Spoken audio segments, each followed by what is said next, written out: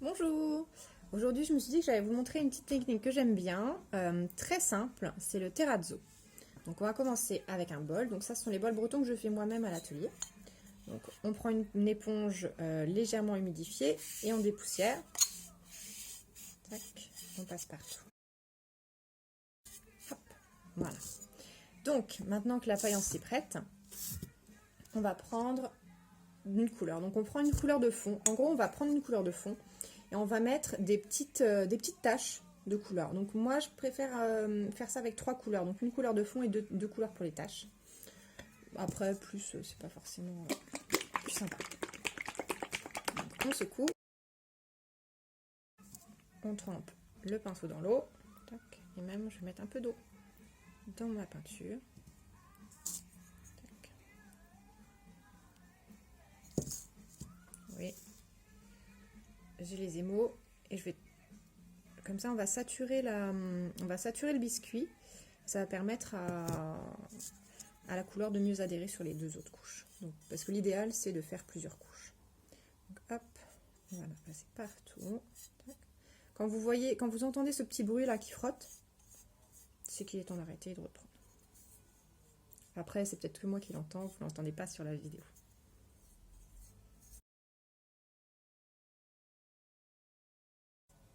Donc on passe bien partout. Après, c'est à vous de voir si vous préférez une couleur plus légère ou pas. L'idéal, c'est de passer 3 couches si on veut un fond vraiment uni. Si on aime bien les petites variations, juste une couche peut suffire. Voilà. Après, l'idée, c'est d'avoir des jolis traits de pinceau, parce que si jamais vous ne faites pas les 3 couches, on va voir vos traits de pinceau. Donc du coup, hop. Donc, vous voyez, c'est vraiment pas de la peinture, c'est vraiment de l'émail qu'on utilise, ou de l'engobe en fonction.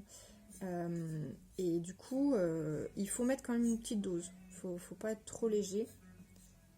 Je fais beaucoup de petits coups et je reprends régulièrement. Et vous voyez, c'est déjà, ça a changé de couleur. Vous voyez peut-être que c'est plus foncé quand c'est pas encore sec. Et quand c'est sec, c'est plus clair. Donc là, je sais que, vu que c'est... je peux prendre déjà à l'intérieur. Hop. Donc comme on va rajouter des petites paillettes, je vais pas forcément... j'ai pas forcément besoin de faire les 3 couches. Donc je suis pas encore décidée. Et j'évite de toucher, de peindre là où ça touche le sol. En fait, je l'enlèverai après. Parce que si on le peint, ça accroche au four quand on cuit. Voilà. Donc là, j'ai fini ma première couche. Partout. Tac. Je vais faire une deuxième. Et je vais m'arrêter à 2.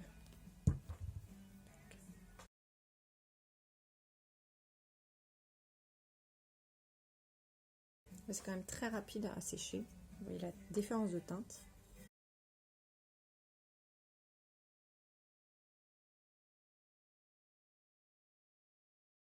Alors après, quand on fait le bord, il faut faire attention parce qu'il y a peut-être des petits bouts qui vont dépasser d'un côté de l'autre avec le pinceau. Donc on repasse, on fait un peu attention.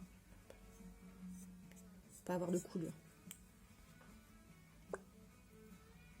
Et on voit quand on arrive à la deuxième couche, ça met plus de temps à sécher. Donc c'est un bon signe.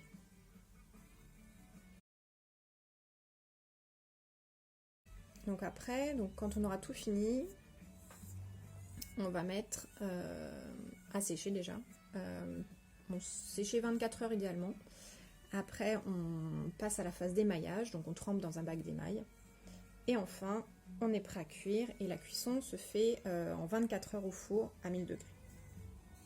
Donc c'est pour ça que vous ne pouvez jamais repartir avec votre œuvre faite, même si vous êtes pressé. Donc c'est mieux de vous y prendre à l'avance.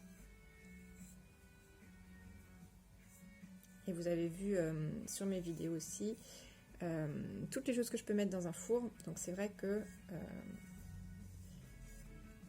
il y en a quand même. Il y a de quoi faire.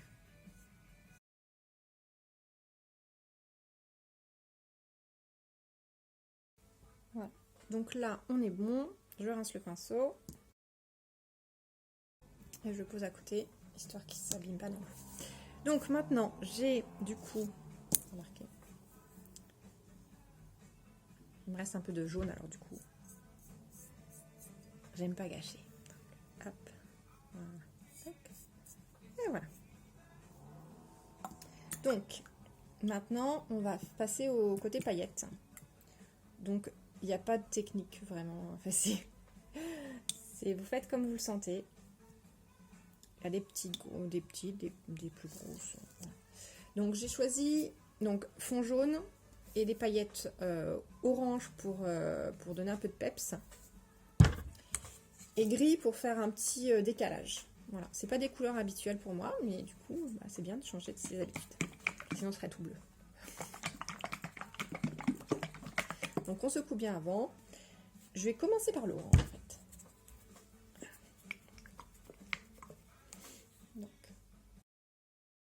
Donc là, c'est un peu le côté lâche. C'est un mélange entre on s'organise et on lâche prise.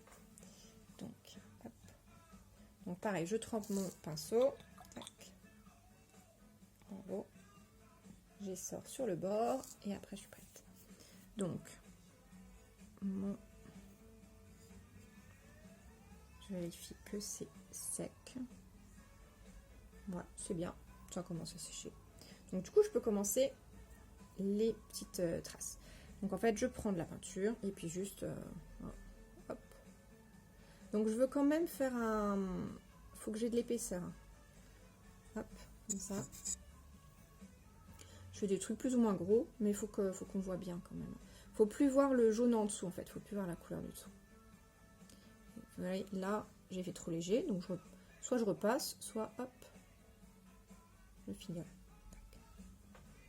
Donc ça va mettre plus de temps à sécher, mais c'est normal.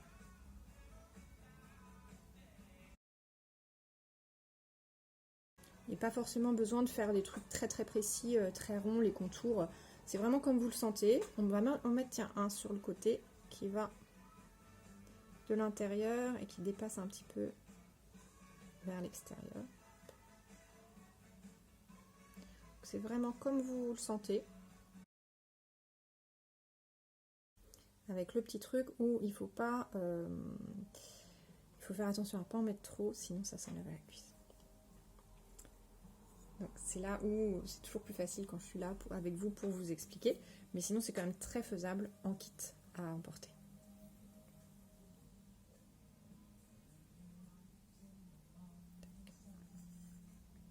Je pose en fait. C'est vraiment, c'est là où c'est pas de la peinture, c'est vraiment de la peinture sur faïence, de l'engobe. C'est pas des peintures comme ce que vous avez à la maison. Et c'est là où la technique est différente. Je vais faire un gros.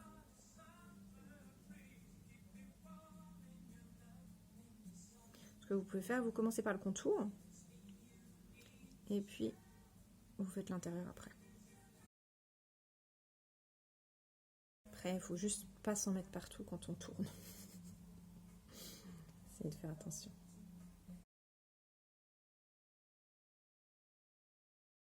Ouais.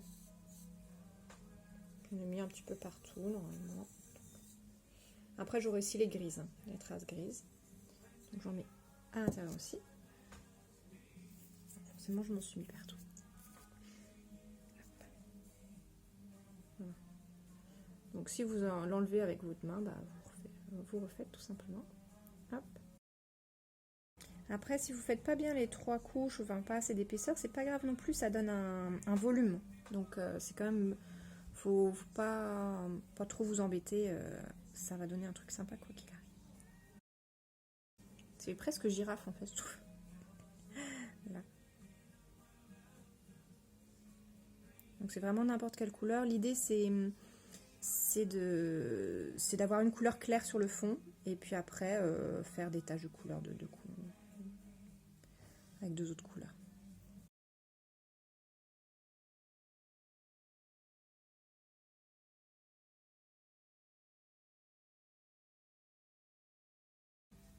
Une petite pointe. Un plaisir en dessous. Hop.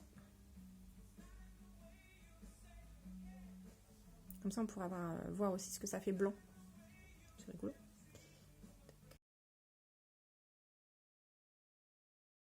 c'est bien d'avoir un petit... de regarder différemment pour voir sous un autre angle, comme ça vous pouvez mieux voir où vous en avez mis ou pas. Par exemple, quand je regarde comme ça,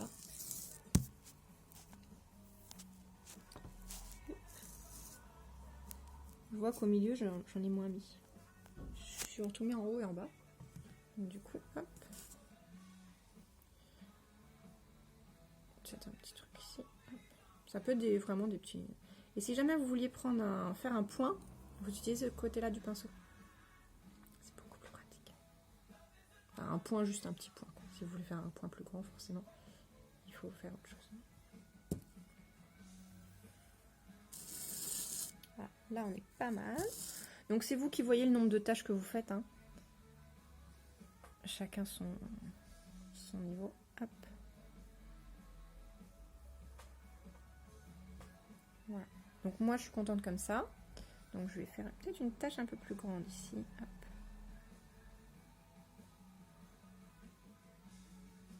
Voilà.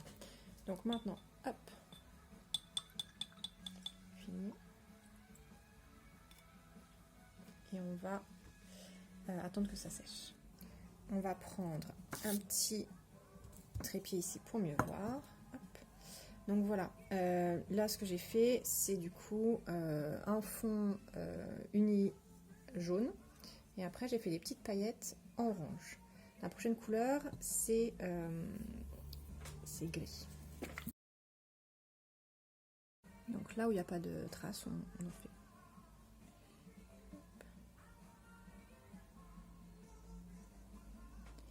Donc l'idée c'est vraiment de faire qu'on ne voit plus la couleur du fond. Donc en fait,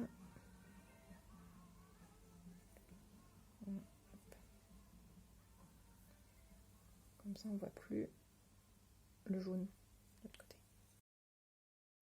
C'est toujours plus simple de commencer par l'intérieur parce que on va beaucoup manipuler l'extérieur en tournant et tout, donc du coup.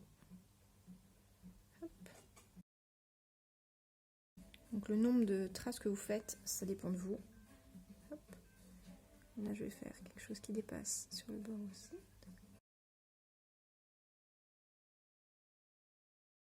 Donc c'est vraiment des taches de couleur, donc pas forcément besoin de faire des ronds précis ou des ovaux, enfin un ovale. C'est vraiment comme vous le sentez.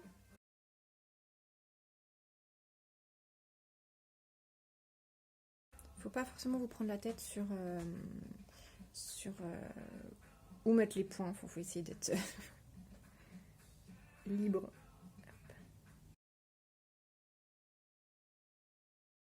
Et donc pour le choix des couleurs, c'est comme vous le sentez. Soit vous faites par exemple, vous pouvez faire tout vert, donc un fond dessus très vert clair, très très pâle. Et puis après les taches avec deux autres verts. Ou alors en bleu, ça marche aussi. J'ai hésité moi pour ces couleurs-là que j'avais pris à faire jaune, orange et rouge. Et je me suis dit que le gris donnerait une petite touche différente. C'est clair que ça va pas être pareil.